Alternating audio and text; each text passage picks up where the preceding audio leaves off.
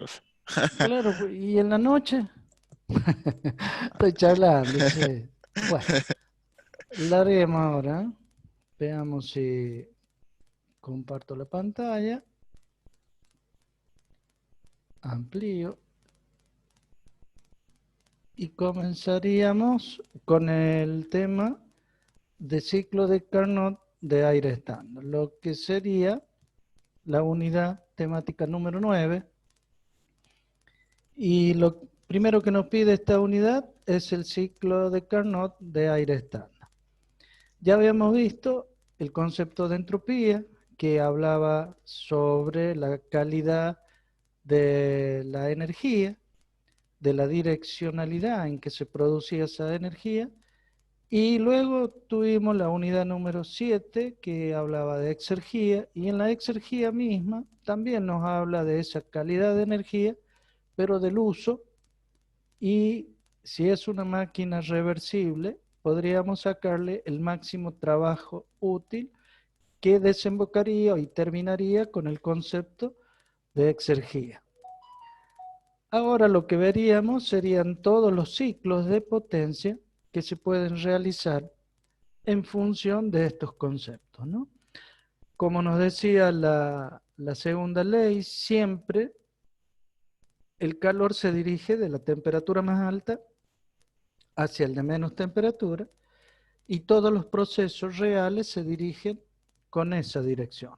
Además de la direccionalidad, como les dije, teníamos lo que era la calidad de la energía, y esa calidad que también nos habla la entropía lo vuelve a tomar al concepto en exergía, lo amplía y nos dice que determinados ciclos en los cuales se pueden realizar a través de máquinas cuyos procesos sean reversibles, y se puede obtener de acuerdo a ello un trabajo máximo útil, es lo que veríamos ahora, lo que se dan llamar los distintos ciclos de potencia en los cuales necesitaríamos determinados equipos, determinados dispositivos, que en este caso, para la materia que estamos cursando, es importante tomar desde el punto de vista del calor, es decir, serían todas aquellas máquinas térmicas. Siempre las máquinas térmicas van a, por su definición, van a necesitar una fuente de una determinada temperatura, desarrollar su ciclo y entregar una determinada cantidad al sumidero, y lo van a hacer a través de un fluido, y ese fluido es el que realiza este ciclo de tipo termodinámico y cerrado, que se le llama fluido de trabajo.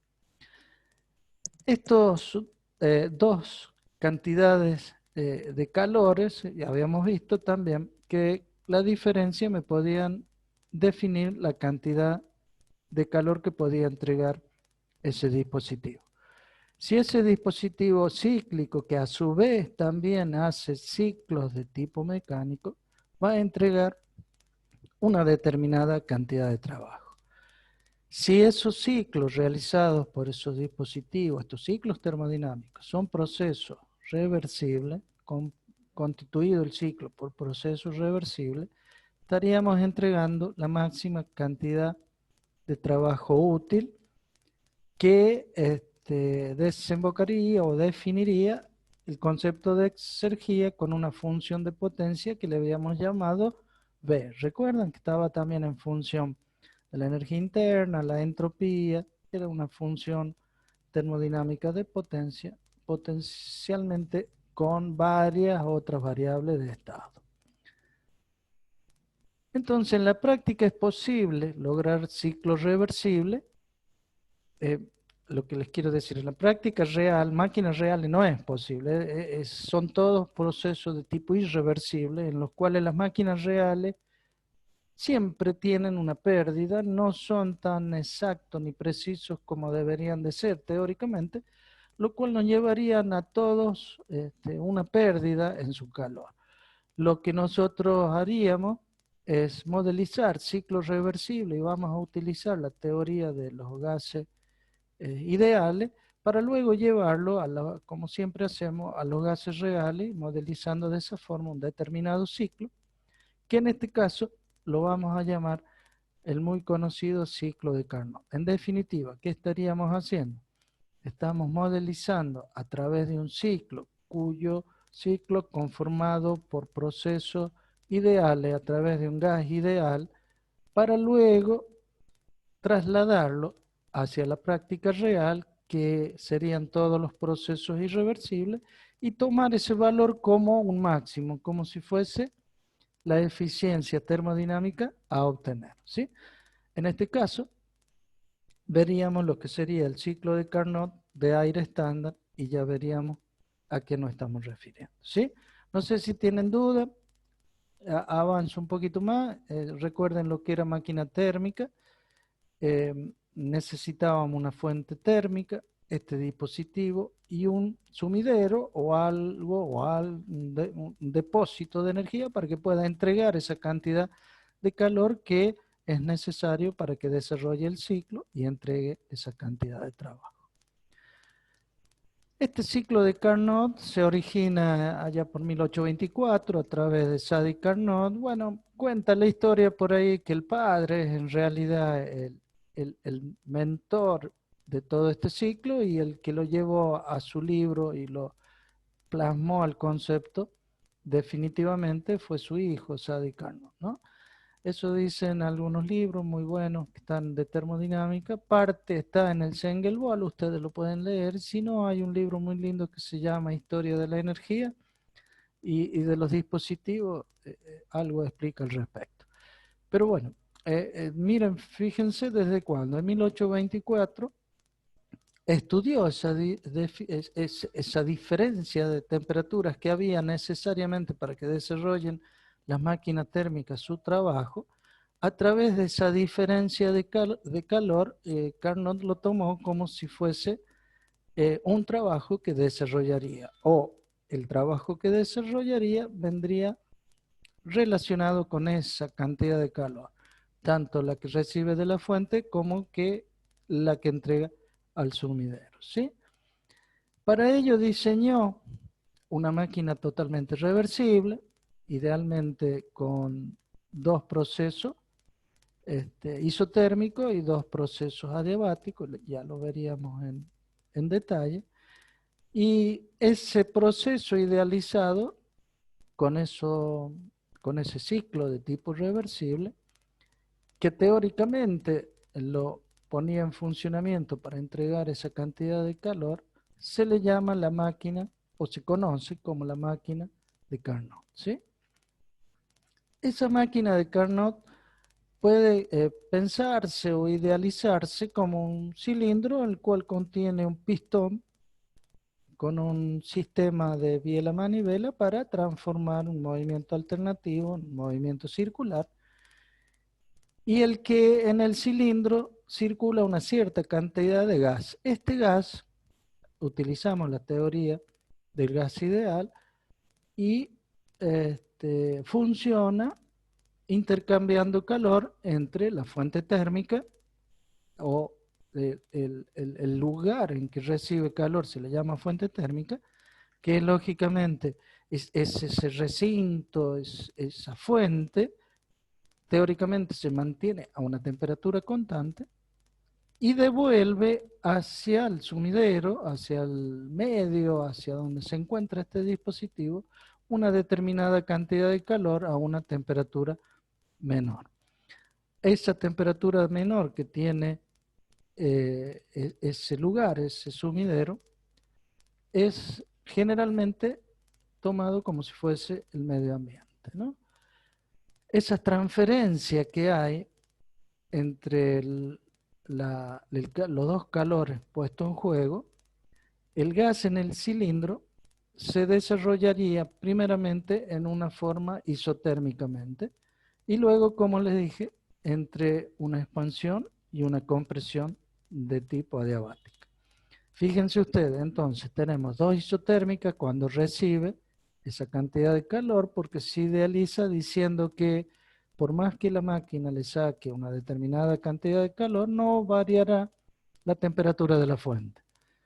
Y lo mismo pasa con el sumidero. Recibiendo ese ambiente, ese sumidero, ese lugar que yo elijo para que descargue esa cantidad de calor, tampoco implicaría una cantidad de calor tal que haga variar su temperatura. Esos dos procesos, tanto la entrega como el recibir el calor, son procesos isotérmicos, y las otras dos, expansión y la compresión, se consideran adiabáticas, lo que constituiría, como están viendo ustedes en un diagrama PV, el ciclo de Carnot. Fíjense, entre 1 y 2 estábamos hablando de esa expansión adiabática, entre 2 y 3, perdón, la expansión isotérmica entre 1 y 2, entre 2 y 3 es la expansión adiabática, y luego comienza de 3 hacia 4 una compresión isotérmica, que es cuando se recibe el medio o el sumidero esa cantidad de calor. Y desde 4 hasta 1, completándose el ciclo termodinámico, viene la compresión adiabática. En la primera expansión isotérmica, a la temperatura T1, es que ese dispositivo, esa máquina, ese conjunto de elementos que van a definir la máquina, que yo les imaginaba un cilindro con un pistón y un sistema de transmisión de biela a manivela, recibe esa cantidad de calor y a su vez, fíjense ustedes, comienza una expansión de tipo isotérmica. Luego, entre 2 y 3, ya vamos a detallar básicamente cómo sería cada uno de los procesos, pero la idea es que quede, fíjense ustedes, entre los dos procesos isotérmicos y dos adiabáticos, una área. El área, pregunto, en un diagrama PV, ¿qué representaría en este caso? El trabajo. El trabajo. Muy bien, trabajo. ¿Quién desarrollaría ese trabajo? La expansión del gas. ¿Cómo? La expansión del gas. Exactamente, la evolución y la expansión de ese gas. Para ello, entonces, fíjense cómo comienza el proceso termodinámico en sí. Como ven, parten de un volumen mínimo, porque no lo hacemos cero, lo hacemos de un determinado volumen. Fíjense que el cero de los ejes tiene, con respecto al punto 1, un determinado volumen mínimo. Desde ese volumen mínimo, comienza, como ven ustedes, a recibir una determinada cantidad de trabajo, que es el calor Q1, y a medida que ese gas, que considerábamos que es un gas ideal, al aumentar su temperatura comienza a expandirse, comienza su expansión. Esa expansión, eh, desde el punto 1 hacia el punto 2, es consecuencia de esa elevación de presión del gas que empuja el pistón y lo va haciendo expansionar lentamente, hasta que llega al punto 2, en el cual, fíjense ustedes, es como que si yo en la cabeza del cilindro, que yo estoy imaginando, le dejara o le sacara, le dejara de dar el calor. Primeramente le puse un bloque, supongamos, una fuente térmica. Esa fuente térmica, que puede ser un bloque caliente, es el que le va a entregar el calor al gas. El gas sube su temperatura, su presión, se expande isotérmicamente a la temperatura que está la fuente, porque es tanto la temperatura y la energía que tiene ese bloque, que no le, es infinitésimo que le da al gas, no le influye para que baje su temperatura. Por lo tanto, es un proceso de termodinámico. Desde ese punto de vista dijimos isotérmico, porque ese bloque va a seguir siendo fuente térmica a pesar de que le entregó esa cantidad de calor al gas que ya se está evolucionando, que ya está expansionando. Cuando llega en el punto 2, le saco este bloque, imagínense todo como si fuese en cámara lenta, le saco este bloque y le coloco otro que es adiabático. ¿Qué quiere decir adiabático? Que no hay transferencia de calor. Que no hay transferencia de calor. También imagino que las paredes de ese cilindro tampoco hay transferencia de calor. Y a partir de que en el instante que yo le saqué ese bloque y le puse otro aislante, que yo le saqué la fuente térmica y le puse otro bloque aislante, comienza lo que se le llama la expansión. El gas, por su aumento de presión, como lo muestra el gráfico, va a seguir expansionándose. Pero en el instante en que yo le saqué ese bloque y le coloqué el bloque aislante, comienza lo que se da en llamar la expansión adiabática hasta el punto 3, que es su máximo volumen que desarrollaría la máquina. Ahora, la pregunta, ¿cómo saben ustedes qué es el volumen máximo en una máquina, por ejemplo?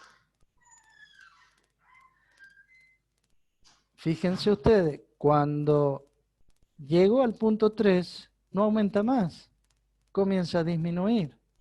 Entonces quiere decir que en el momento en que comienza a disminuir, lógicamente, ese fue el punto máximo. Luego vamos a ver, cuando hagamos el estudio ya de las máquinas propiamente dicho, es un cambio de dirección, una velocidad igual a 0, y en esa velocidad igual a 0 es para que vuelva el pistón en otra dirección. Viene con una dirección, se iguala a 0 y cambia la dirección del vector velocidad y comienza la compresión. Entonces, en el punto 3 comienza la compresión isentrópica. Mientras tanto, tenía yo el bloque aislante arriba en la tapa de este cilindro que habíamos supuesto juntamente con el pistón, la cual ahora se la saco a esa tapa aislante y le coloco una fría que está a la temperatura del sumidero, que está a la temperatura del ambiente que yo voy a entregar esa cantidad de calor. Fíjense ustedes, comienza una compresión en la cual esa compresión es ya no adiabática porque ya le puse el cilindro a la temperatura del sumidero y le va a entregar el gas esa cantidad de calor al otro bloque que estaba más frío, pero no le hace subir tanto la temperatura, es decir, esos infinitésimos de calor se van equilibrando punto a punto, de tal forma que esos puntos se van haciendo puntos de equilibrio y tendríamos una compresión de tipo isotérmica reversible ideal, ¿verdad? Desde que yo comienzo la compresión, también similar a lo que sucedía en el punto 2, saco esta fuente, el bloque que haría de sumidero, y le pongo de nuevo el bloque aislante. En el punto 4, ¿qué comenzaría? Cuando le coloco el bloque ahora aislante. Y sería la compresión también, pero en este caso una compresión de tipo adiabática, porque no va a haber transferencia de calor.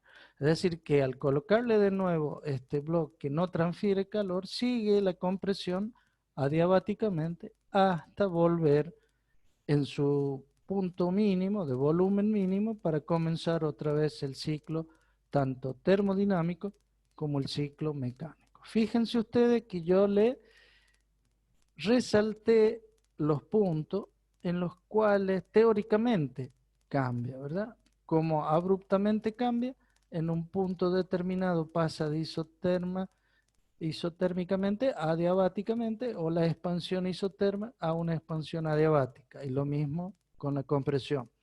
Desde el punto 3 al 4 una compresión isotérmica y del 4 al 1 una compresión adiabática.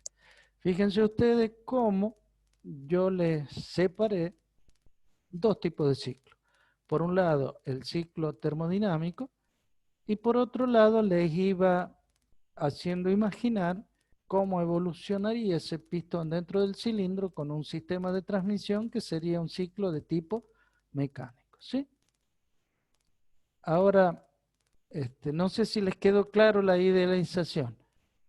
es un proceso, o mejor dicho, son 4 procesos en los cuales va a completarse un ciclo de esta máquina y ese ciclo tiene que tener la particularidad de dejarme una determinada área. Porque ¿qué pasaría si estos 2 ciclos reversibles, pregunto, vuelven por el mismo camino? No hay trabajo, ¿Por qué no hay trabajo? porque no hay área. Perfecto. Al no haber área, en un P por diferencial de B, no va a haber ese trabajo de expansión o trabajo de compresión, ¿verdad? Bien, ahora analizaríamos, ¿para qué quiero este ciclo? El ciclo en sí nace para obtener trabajo, justamente. Entonces, ustedes me podrían decir, ¿de qué vale si yo expando el gas y luego lo tengo que comprimir? Pero ¿qué pasa? Fíjense ustedes, en las carreras de expansión tienen un área, si lo toman con respecto al eje de los volúmenes y lo integran, van a ver que tienen un área mucho mayor que el área con el cual se comprime ese gas ideal, lo cual la diferencia es el trabajo que desarrollaría este equipo. Es decir, que recibiendo una cantidad de calor Q1, desarrollando el ciclo termodinámico y mecánico tal cual como se lo describí, Carnot idealizó que eran de tipo reversible, que eran de tipo ideal, con un fluido de trabajo ideal, de tal forma que se podía obtener un trabajo para desarrollar a través de esa fuente térmica.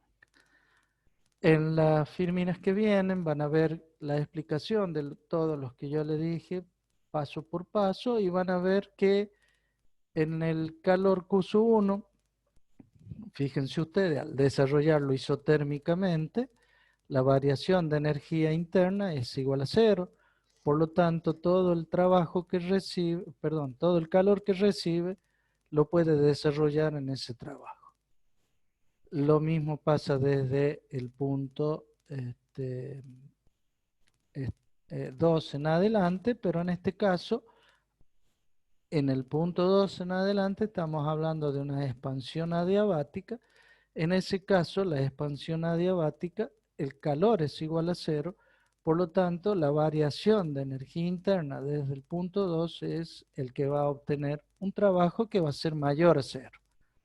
Porque, ¿qué quiere decir esto? Que es un trabajo que desarrolla el ciclo. Luego vienen las compresiones. También la compresión, desde que yo lo hago isotérmicamente, al ser isotérmicamente, la variación de energía interna es igual a 0. Por lo tanto, todo el calor de esa compresión, o mejor dicho, el trabajo de la compresión es desarrollado por esa cantidad de calor. Una vez que pasa ese punto 3 y alcanza el punto 4 para hacer ya la compresión adiabática, el calor en este caso es igual a 0. Entonces todo el trabajo es debido a la variación de energía interna. Fíjense cómo va alternándose. Acá está la idealización que yo les decía. Del punto 1 al punto 2, ya más o menos explicado, como les decía, recibe el calor y se desarrolla la primera expansión isotérmica. Luego de 2, saco, fíjense cómo le puse acá, estas 3 paredes son totalmente adiabáticas, le saco el calor que le estaba dando al cilindro, le pongo este manto adiabático, sigue la expansión pero de tipo adiabático. Miren cómo es el ciclo en PV, ya vamos a ver el TS. Luego le vuelvo a sacar el manto de aislación, comienza la compresión de tipo isotérmico, entonces el calor desde el cilindro lo recibe el medio, hasta el punto 4 que vuelvo otra vez a colocarle el manto y se hace la compresión adiabática hasta el punto 1 y cumple y termina el ciclo termodinámico como el ciclo mecánico. Ahora veamos el diagrama TS.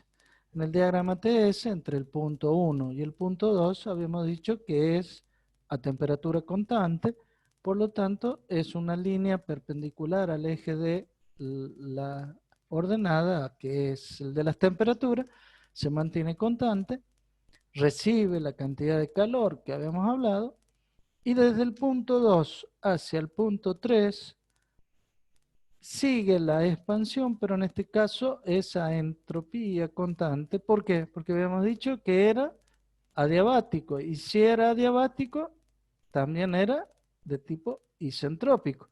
Entonces es una recta perpendicular al eje de las abscisas que estamos midiendo las variaciones de entropía. Desde el punto 3, fíjense ustedes, le saco otra vez el manto adiabático, entrega esa cantidad de calor al sumidero y comienza la compresión hasta el punto 4 en forma adiabática, en forma isotérmica, que es perpendicular al eje de las ordenadas. Le coloco el manto otra vez y lo comprimo adiabáticamente, que es también un proceso de tipo isentrópico entre 4 y 1. En definitiva, el punto 1 y 4 tienen igual entropía, al igual que el punto 2 y el punto 3. ¿Mm? Y tiene el punto 1 con el punto 2 la misma temperatura. Lo mismo, fíjense, esta medida, la isoterma en PV, y sería la que representa en forma constante en el TS. Y lo mismo sucedería entre el punto 3 y el punto 4.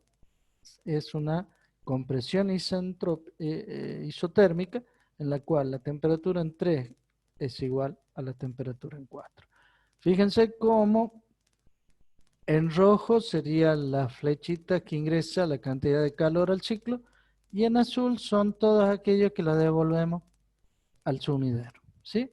¿Se entiende? ¿Alguna duda? ¿Inquietud?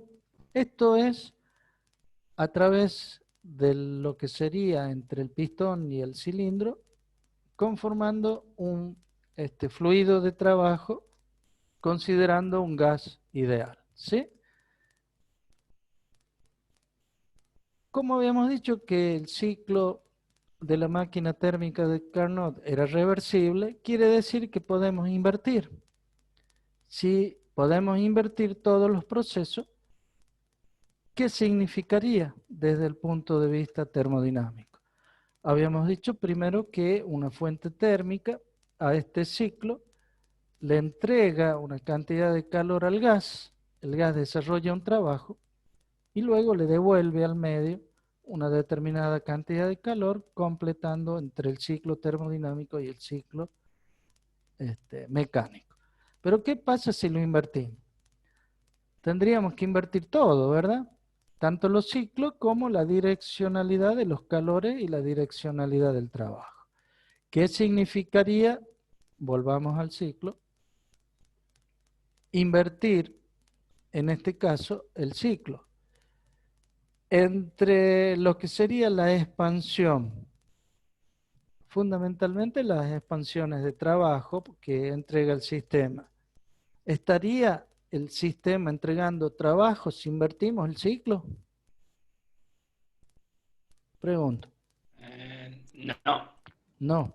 ¿Qué tendría que ser para que sea inverso? le tendría que meter trabajo para que funcione. Exactamente. El sistema debería de recibir trabajo. Y si recibe trabajo, ¿cuál es el objetivo? El recibir trabajo en este ciclo. Veamos qué sucede ahora con la flecha de direccionalidad de los calores. Como era reversible, quiere decir que lo puedo invertir. Y al invertir, ¿qué estaríamos viendo? Que el calor del sumidero lo estaríamos llevando hacia la fuente a través de un trabajo. Y nace así lo que se da en llamar la máquina frigorífica. ¿Mm? En este caso, el fluido tendría que tener unas determinadas y particulares propiedades para poder funcionar como una máquina reversible, ¿cierto? Pero para ser máquina frigorífica tiene que tener una determinadas características de lo que se le daría a llamar fluido refrigerante. Pero fíjense ustedes que de eso se trata el ciclo inverso de Carnot, que es un poco el corolario de Clausius, ¿se acuerdan? Que nos decía que era imposible que una máquina no haga otra cosa que al recibir trabajo bombear de una fuente, de un sumidero, calor hacia la fuente. Y lógico, es porque estaba hablando de esa, ¿cómo es? Inverso que le pone al ciclo de Carnot, de tal forma que al entregarle trabajo a ese ciclo, que en definitiva sería el fluido refrigerante, puedo hacer que absorba calor del sumidero y lo bombee hacia la fuente, ¿sí? Eso sería el ciclo inverso de Carnot y estaríamos hablando de la máquina de fluido, de la máquina refrigerante. Es lo que está representando en este caso el gráfico de la Firmina. Fíjense todo lo que yo le había dicho. Invertimos el trabajo que hacemos, es decir, que estamos haciéndole trabajo al fluido de trabajo. El calor del sumidero lo estoy llevando hacia lo que sería la fuente térmica. Es decir, también entraría el concepto de lo que habíamos visto en el segundo principio de la termodinámica, que de acuerdo al objetivo, cuando veíamos que lo podíamos conceptualizar como bomba de calor, cuando el objetivo era tener una determinada cantidad de Q1 en la fuente. ¿Mm?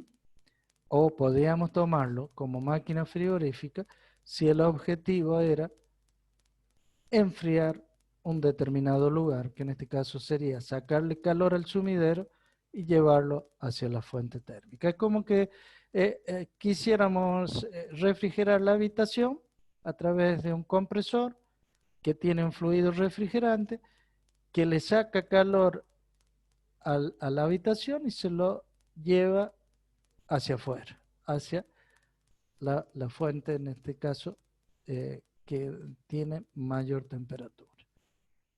Una sería el foco frío, el que está a temperatura T sub 2 menor, y otro sería el foco caliente, que está a una temperatura T sub 1 mayor. ¿Se entiende, chicos?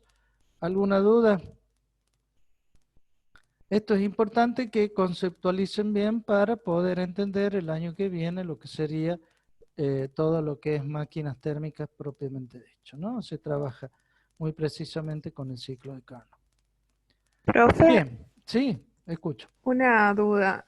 Para determinar el punto 4 y 2, ¿qué fenómeno ocurre para que pase de un proceso al otro? Y idealmente es cuando, fíjense que isotérmicamente no está desarrollándose la expansión, sino que comienza un descenso de temperatura. Eso quiere decir que el gas está empezando a evacuar algo de temperatura, dirigiéndose hacia la temperatura del sumidero. Apenas haya un infinitésimo de variación, porque ya no está isotérmicamente, sino que empieza a disminuir y sigue expansionándose hasta la temperatura T sub 2. Todo esto, como les digo, es ideal, ¿no? Claro. Fíjense cómo abruptamente en el punto 3 también comienza la compresión, hasta el punto en el que luego otra vez lo vuelvo a hilar y comienza la compresión adiabática, ¿no? Son, como les digo, es la idealización, lo genial de Carnot en esa época. Imagínense en 1800 y pico que habíamos dicho, imaginarse cómo podría esa máquina térmica funcionar. Imagínense ustedes que el calor fundamentalmente se obtenía a través del vapor, y estamos hablando de las primeras máquinas de vapor, y juntamente con esa ideología y toda esa tecnología que había, entonces estaban viendo que si entregaba calor a ese pistoncito que lo entregaba a través del vapor, producía esa expansión pero luego se condensaba ese vapor porque se enfriaba, entonces en algún lado se iba ese calor y resulta que lo entregaba en un eje, en un árbol, en un sistema de biela-manivela, algo que empezaba a moverse. Entonces, bueno, pero ¿cómo hago para traerlo? Entonces lo tengo que traer de nuevo, ahí está el trabajo negativo, para que vuelva a expansionarse. Lo traía y lo volvía a alargar y ya empezaba a tener ese movimiento alternativo.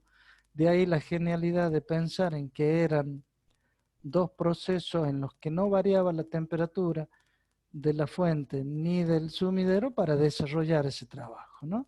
Lógicamente, a través de un fluido ideal, a través de procesos ideales, que son procesos reversibles, y que más tarde, y con toda la genialidad y el ideal de fluido de trabajo, se dio a llamar el ciclo de Carnot, ¿sí? Tanto el directo como el inverso. ¿Está bien? Es decir, cuando yo le saco la fuente térmica, lo que sería el desarrollo de lo isotérmico, empieza a disminuir la temperatura. Entonces terminó lo isotérmico, pero le puse algo que no emana calor hacia el medio, salvo cuando se lo saque en el punto 3. Imagínense, cámara lenta, justo cuando llega al volumen máximo, le saco el manto aislante y le coloco un bloque de hierro. Por eso les hacía mentalmente como para que ustedes se imaginen que justo en el punto 3 le saco ese manto adiabático y le coloco el bloque frío. A partir del punto 3, ¿qué va a pasar? Es porque ya llegó a la temperatura del sumidero, entrega todo eso. Estoy hablando del directo, ¿no? Ustedes están viendo ahora el inverso, pero le estoy hablando del directo. Entrega ese calor y lógicamente yo ya lo tengo que traer al pistoncito de nuevo arriba para que me vuelva a expansionar. Pero cuando yo lo traigo, le estoy haciendo un trabajo al sistema. Pero ese trabajo que yo le hago va a ser menor, o mejor dicho, tiene que ser menor porque ya no tengo la presión del vapor, así como pensaban ellos. Una vez que yo desagote el vapor, lo traigo más fácil hasta el volumen mínimo, le vuelvo a poner vapor y se vuelve a expansionar. Entonces idealizaron este ciclo. Me imagino en esa época mirando el cilindro y tratar de explicarlo, ¿no? Tiene que haber sido bastante lindo estar, imagínense, en esos momentos. Como nosotros ahora estamos pensando en las partículas, en los movimientos aleatorios, en la genialidad de Einstein, cómo podría haber supuesto esa onda partícula, y bueno, imagínense de acá a unos años que descubran realmente todas las partículas y toda la genialidad que nos dejó Einstein, y decir, bueno, estaría bárbaro haber estado en esa época. Bueno, yo me imagino en esa época como estudiando las máquinas que entregaban trabajo con una fuente térmica, ¿no?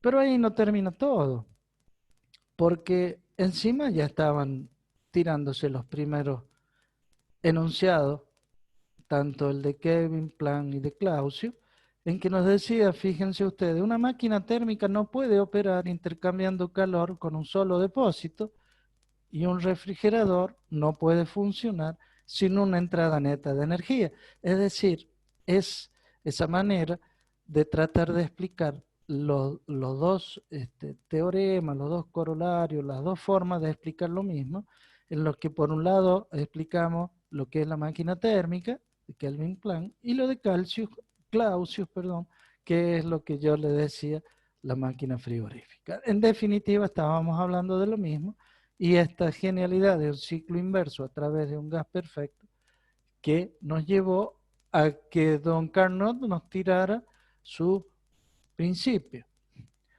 Y uno de ellos, son dos los principios fundamentales, y uno de ellos nos dice, la eficiencia de una máquina térmica irreversible siempre es menor que la eficiencia de una reversible que opera entre los mismos dos depósitos.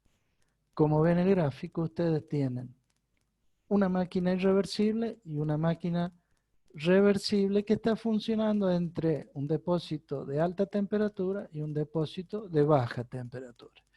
Y nos dice el corolario que su rendimiento de la irreversible es menor. ¿Por qué será? Porque hay Y pérdida de justamente, energía miren y lo que valor. dice acá. ¿Ah? Porque hay pérdida. Claro, porque hay pérdidas, porque se dan esas irreversibilidades, porque no termina justo en el punto que nosotros pensábamos que termina, porque se dan las fricciones, porque se dan determinadas pérdidas en la entrega del calor, no es totalmente adiabático, se dan esas irreversibilidades. Por ende, esas irreversibilidades tampoco es el máximo trabajo útil que nos hablaba la exergía. Es decir, que para poder entregar el máximo trabajo útil, tiene que haber una diferencia de temperatura. Entonces tiene que haber un rendimiento exergético inclusive de la energía disponible para desarrollar el trabajo. Bien, ese era el primero. Y el segundo de los principios dice la eficiencia de dos máquinas térmicas reversibles que operan entre los dos mismos depósitos son iguales. Fíjense, dos máquinas reversibles como la 2 y la 3, entre los dos misma fuente y el mismo sumidero, tienen que ser iguales. ¿Y por qué? Fíjense que no está hablando nada por absoluto de fluido de trabajo. Ya vamos a hablar al respecto. Vamos a la demostración de los principios de Carnot y fijémonos en una máquina térmica irreversible y una reversible. ¿Qué pasa si una máquina irreversible recibe una determinada cantidad de calor, entrega al sumidero, como habíamos dicho, desarrolla esa cantidad de trabajo y supongamos que la máquina reversible toma este trabajo, ¿verdad? Como es reversible, bueno, y la máquina que es reversible, yo la puedo invertir. Y si la invierto, recibe ese trabajo y es como que estaría entonces bombeando calor del sumidero hacia el de mayor temperatura.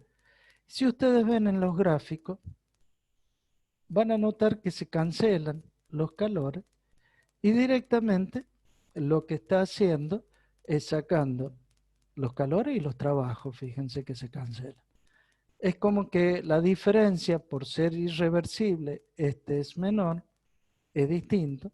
Entonces la única diferencia habría con el calor que emana hacia el sumidero, lo cual quedaría un remanente desde el sumidero a la máquina que desarrolla un trabajo. Fíjense ustedes que está contradiciendo los enunciados de la termodinámica, porque está con una sola fuente desarrollando trabajo, cosa que no puede ser. Entonces, por absurdo, se demuestra los principios de Carnot que van en concordancia con los dos enunciados de Kelvin y de Planck. Y de Clausius, por supuesto. ¿Sí? Fíjense ustedes, ¿les quedó claro la demostración? Tengo una máquina que es irreversible, pierde su cantidad de calor, lógicamente. El trabajo que devuelve es menor que el otro que daría o entregaría una máquina reversible. Y esta máquina reversible, que es una máquina térmica reversible, trabaja primero como máquina térmica, ¿verdad? Recibe calor, desarrolla su trabajo y entrega al sumidero, pero como es reversible, la puedo invertir. Y si la puedo invertir, es como que el trabajo que estaba desarrollando la máquina irreversible lo toma la reversible. ¿Sí? Y si yo estudio el conjunto de las dos, hay calores como el que recibe de la fuente se anula, los trabajos, el que mayor desarrolla es el del el reversible y el calor en la fuente, en el sumidero, como al ser menor el irreversible, hay una diferencia.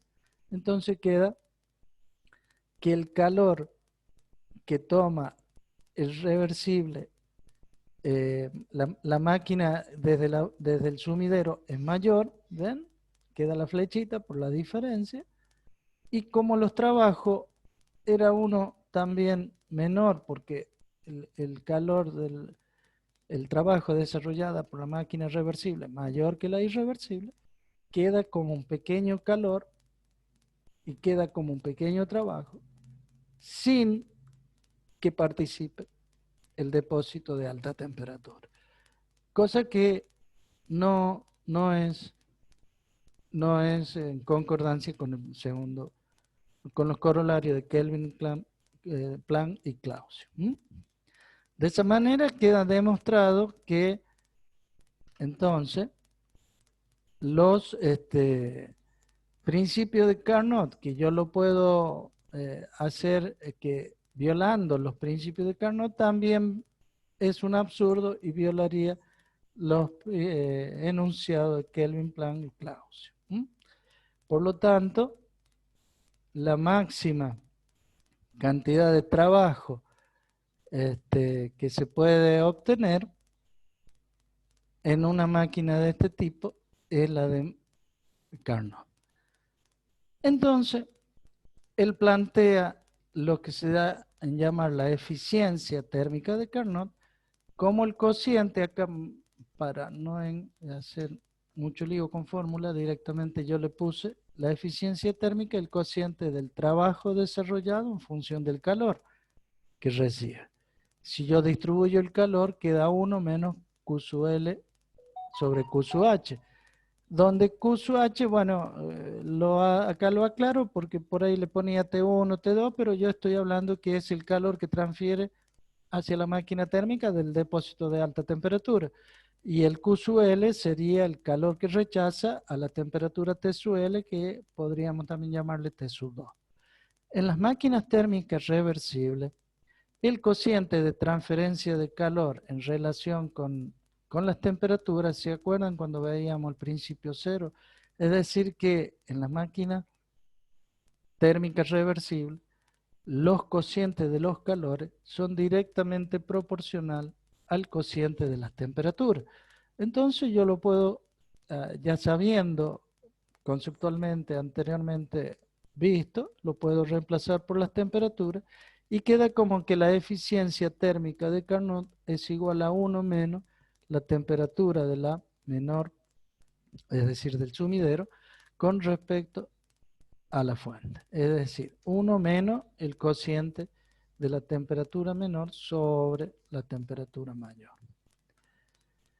Esa eficiencia de Carnot de cualquier máquina reversible es el máximo calor que se puede, máximo trabajo o eficiencia que se puede obtener de una máquina térmica que evoluciona reversiblemente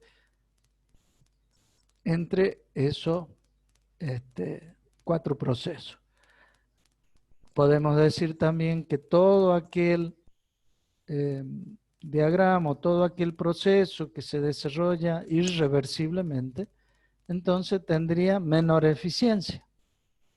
De lo cual nos queda como conclusión que esa eficiencia térmica de Carnot sería la eficiencia de la máquina térmica irreversible sería menor, la máquina térmica reversible sería igual, y una máquina imposible es que tenga mayor rendimiento que la de Carnot. ¿Por qué imposible? Y porque no hay manera física de explicar que eso pueda obtener una mayor cantidad de trabajo de algo o de una fuente, de un cuerpo o de una fuente que le pueda sacar calor. Y lógico, no puedo sacar mayor calor que la que tenga la fuente. O no le puedo sacar mayor temperatura para el último.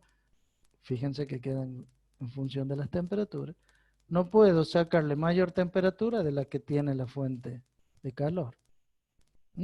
Por eso, esa es la genialidad, esa es la idea que siempre la estamos manejando y es un modelo con el cual comparar todo el resto de máquinas para llegar a tener un modelo ideal y sobre ese modelo o en base a ese modelo, comparando con ese modelo, ver cómo se desarrollan las máquinas reales e irreversibles, ¿sí?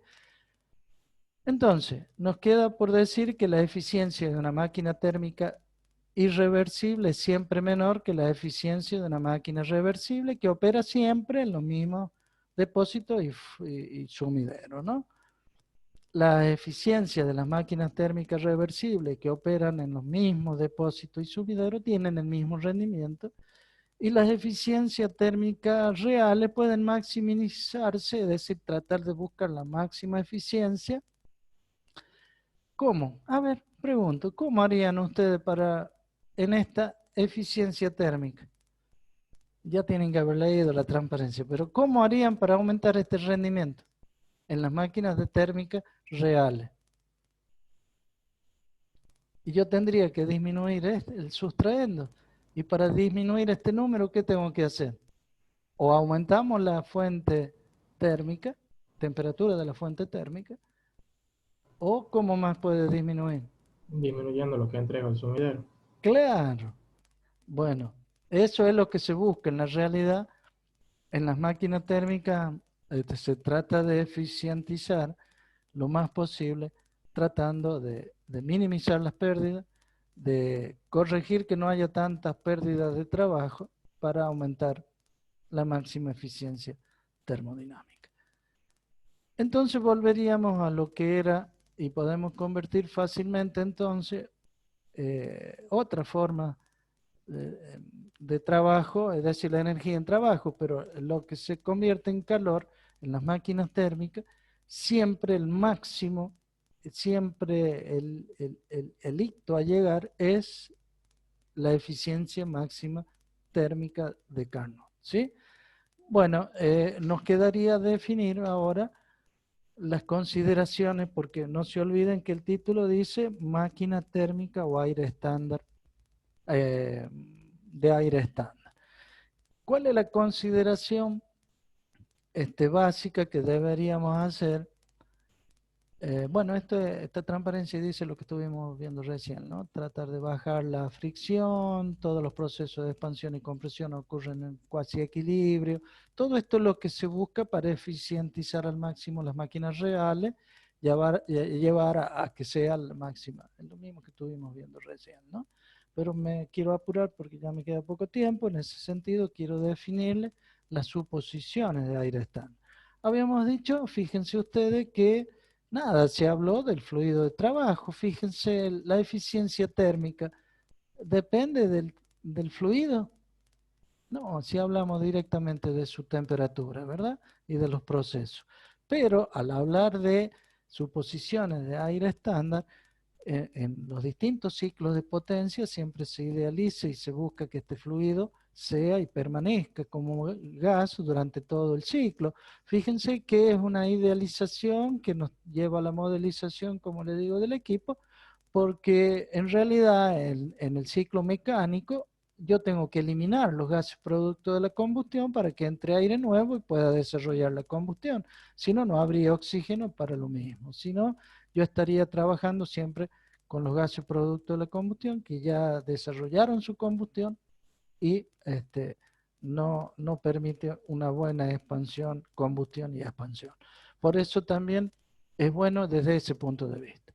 Los ciclos de potencia de gases reales, dice, son bastante complejos, en los que hay que hacer una serie de limitaciones y aproximaciones, donde se debe conocer y suponer que trabajamos con este aire estándar, en el cual decimos que es un fluido, que el fluido de trabajo es que circula de modo continuo en un círculo cerrado y siempre se comporta como si fuese un gas ideal, para que le podamos aplicar las distintas ecuaciones de los gases ideales como su máximo desarrollo y máximo proceso isotérmico y adiabático para obtener su máximo trabajo, ¿verdad?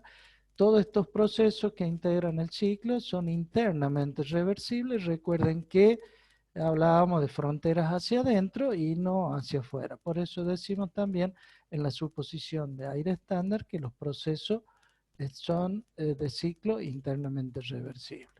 los procesos de combustión, fíjense ustedes, es sustituido por un proceso de adición de calor, donde yo le doy calor, pero no me dice cómo el ciclo de Carnot. Y en la realidad es a través de un proceso de combustión que, como les decía recién, necesita de oxígeno para desarrollar su máximo cantidad de calor.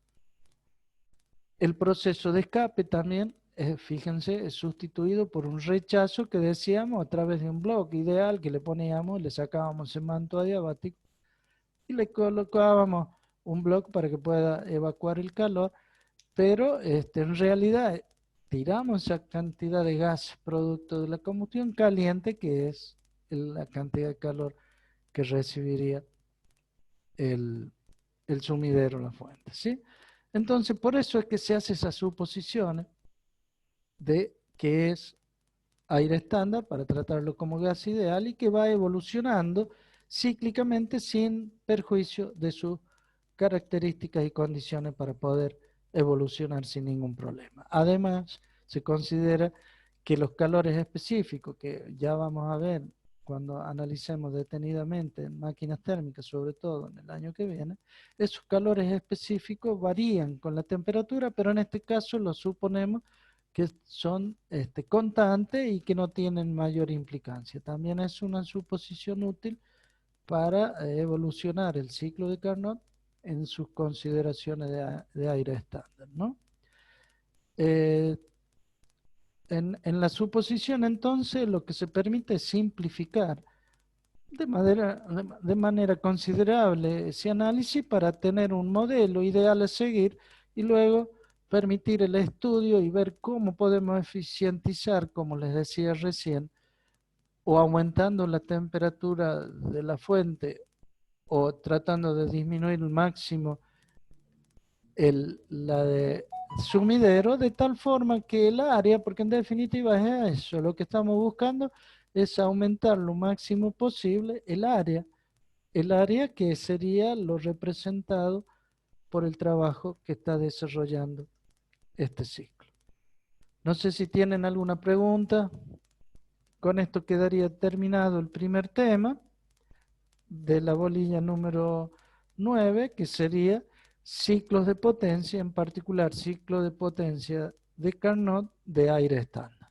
Por eso es que se habla de aire estándar con esa modelización que nos permite a nosotros aplicar todos los conceptos que he aplicado y con las idealizaciones de Sadi Carnot para hablar de la máxima eficiencia posible, con procesos en ese ciclo de tipo reversible y de un fluido que le llamamos aire estándar. No sé si tienen alguna pregunta.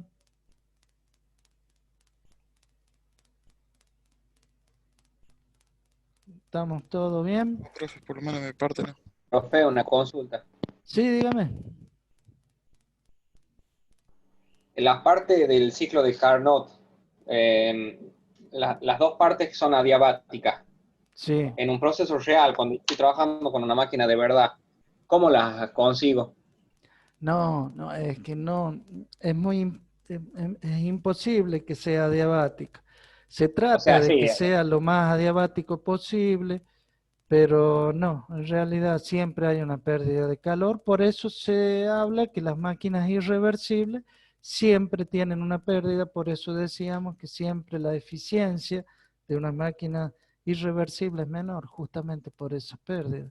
Pero se puede, hay tecnología de los materiales que se está buscando que sean cada vez más aislantes, de tal forma de hacerlo las paredes de los cilindros más adiabáticamente posible. Pero bueno, se trata de minimizar, pero siempre existe la pérdida hacia el medio. ¿Mm? Eso siempre va a existir, sí. Por lo menos hasta el momento es así. Bueno, no sé si tienen alguna otra duda. Estamos sobre la hora.